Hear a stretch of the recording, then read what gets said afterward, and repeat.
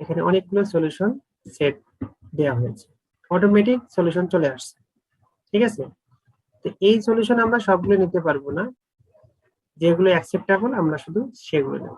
যেগুলোতে 0 বেশি অর্থাৎ হাইস্ট পাওয়ার 0 সেগুলো আমরা নেব না, আর যেগুলো পসিবল ভ্যালু সেগুলো আমরা নেব। এখান থেকে আমরা যে সেটগুলো নিয়েছি সেগুলো হচ্ছে, আমি লিখেছি নিচে।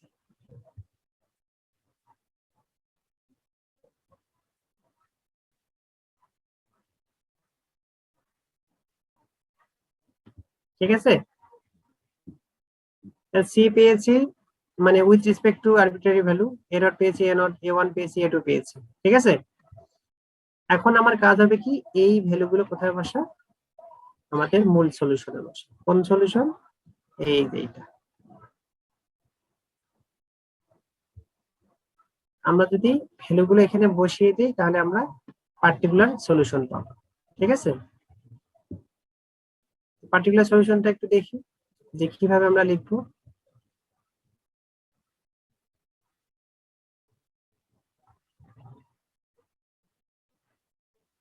দেখেন, এখানে লেখা হয়েছে for evaluating the analytic solution of equation এত উই উইল ইউজ, এই মানগুলো আমরা ওখানে বসিয়ে দেব। বসালে আমরা এই টাইপের একটা ইকুয়েশন পাবো না এটা? তাহলে ভি সলিউশনে, জেনারেল ভি সলিউশনে আমাদের কি আসছে, আরবিট্রারি কনস্ট্যান্টের মাধ্যমে একটা জেনারেল সলিউশন আসছে যার মধ্যে এক্সপোনেনশিয়াল ফাংশন আছে। ঠিক আছে, এবার আমি কি করব, এই এক্সপোনেনশিয়াল ফাংশনকে হাইপারাবোলিক ফাংশনে কনভার্ট করব। কেন কনভার্ট করব?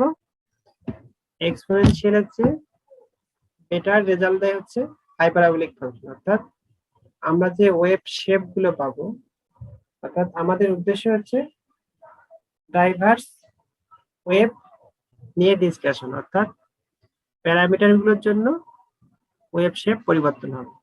হাইপারাবোলিক ফাংশন হচ্ছে সবচেয়ে ভালো ফিগার আমরা ড্র করতে পারি হাইপারাবোলিক ফাংশনের মাধ্যমে, অর্থাৎ ওয়েভ শেপের যে নেচার গুলো আছে সেগুলোর পরিবর্তন আমরা ভালো পাবো কিসের মাধ্যমে, হাইপারাবোলিক ফাংশনের মাধ্যমে। ঠিক আছে, এই যে দুইটা ইকুয়েশন বা ফর্মুলাতে আছে, এই ফর্মুলার মাধ্যমে আমরা এক্সপোনেনশিয়ালকে হাইপারাবোলিক ফাংশনে কনভার্ট করব। করার পর আমাদের এই যে হাইপারাবোলিক এর মাধ্যমে সলিউশন চলে আসছে। এখন আমি কি করব, এখানে যেহেতু ইন্টিগ্রাল একটা কনস্ট্যান্ট আছে, 𝗙𝗪 নিয়ম অনুযায়ী এই কনস্ট্যান্টের মান যদি আমরা পার্টিকুলারলি কি করি, চুজ করি, তাহলে আমরা বিভিন্ন প্রকার সলিউশন পাবো। ঠিক আছে, তো আমাদের অর্ডিনারি ইকুয়েশনের সলিউশন যা, সেটাই তো আসলে পার্শিয়ালের সলিউশন, মানে অর্ডিনারি বের হলে আমরা পার্শিয়ালি অটোমেটিক ভাবে পেয়ে যাব। ঠিক আছে, এখন আমরা কি করব, এই যে সলিউশন গুলো পেলাম, এই সলিউশন গুলোরই আসলে গ্রাফ ড্র করতে হবে। কার মাধ্যমে? আমি যে ইউজ করেছি ম্যাথমেটিক্যাল মাধ্যমে, কারণ এখানে সবচেয়ে ভালো সলিউশন গুলো পাওয়া যায়, অর্থাৎ গ্রাফ শেপ গুলো। ঠিক আছে, তো আমি এখন দেখার চেষ্টা করব যে আমরা যে এখানে এই যে C, a0, a1, a2, a3 মানগুলো পেলাম, এগুলো কার ভ্যালু? এগুলো এটা মেইনলি এইখানের ভ্যালু, তাই না? আসলে আমরা সলিউশন 5 থেকে 6 সেট পেয়েছি। প্রথম সেটে যে ভ্যালুগুলো আছে আমাদের উদ্দেশ্য হবে এই সলিউশনের মধ্যে বসানো, আসলে ওই মানগুলো ঠিক আছে কিনা।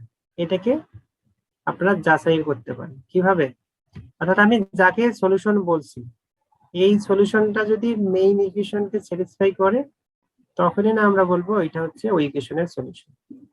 আপনি ভেরিফাই করতে পারেন ম্যাপলের মাধ্যমে, যেমন আমি এখানে দেখাইছি শুধুমাত্র প্রথম সেটের ক্ষেত্রে। প্রথম সেট কোনটা? এটা।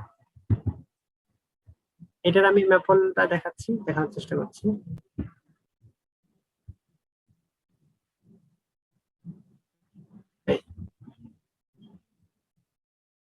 আমি এখানে অলরেডি লিখেছি।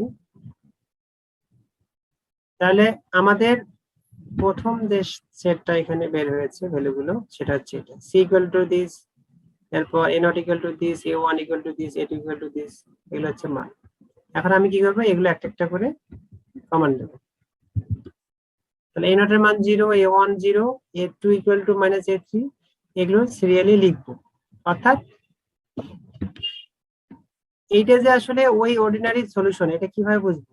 যখন এই সলিউশনটা অর্ডিনারিকে স্যাটিসফাই করবে তখন বলবো আমরা এটা সলিউশন। ঠিক আছে? তাহলে এর ভেতরে কি কি আননোন আছে? a নট আছে, a1 আছে, a2 আছে, a3 আছে, b নট, b1 আর হচ্ছে q। আমি আগে বলছি ম্যাপল কোনো ভেরিয়েবলের লেটার ইয়ে করে না, অ্যাকসেপ্ট করে না। এই জন্য আমি 𝗙𝗪 শুধুমাত্র q এর মাধ্যমে লিখছি। ঠিক আছে? তাহলে q এর মান যেহেতু এইটা আমি অলরেডি আগেই ডিফাইন করেছি। যখন আমি ইউ লিখে এটাকে রিড করতে দেবো তখন কি করবে, সে অটোমেটিক মানগুলো অ্যাকসেপ্ট করে একটা রেজাল্ট দিয়ে দেবে। এটা হচ্ছে ইউ এর মান। এখন এই ইউ কে সলিউশন কেন বল, যখন এই ইউটা অর্ডিনারিকে কি করবে, স্যাটিসফাই করবে। এবার ভেরিফাই এর পালা। তো আমি অর্ডিনারি ফর্মটা লিখলাম। আমাদের অর্ডিনারি ফর্মটা কি ছিল?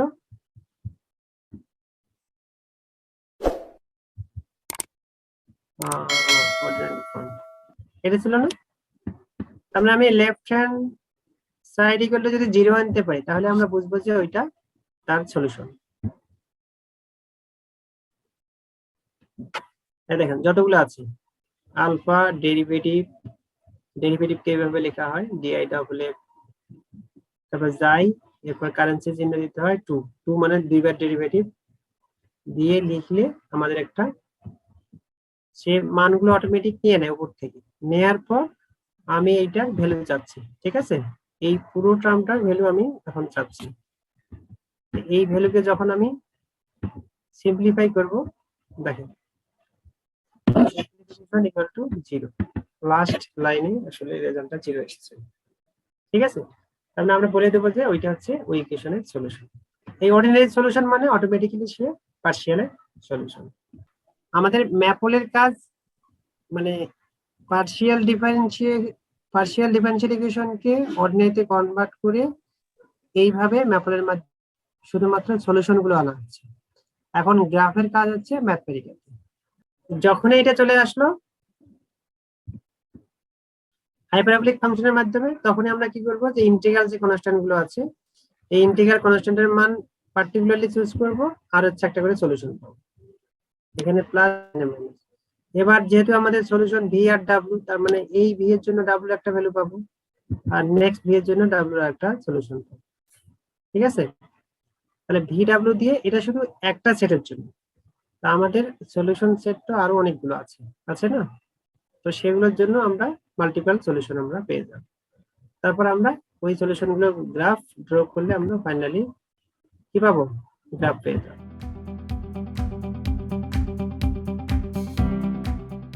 V of X Y equal to 2l mu square sine hyperbolic যাই বলতে আসলে মিউ আছে আর হচ্ছে আলফা আছে এর মধ্যে, অর্থাৎ যাই এর মানটা আমরা বসিয়ে দিয়ে এটাকে ইনপুট দিলাম।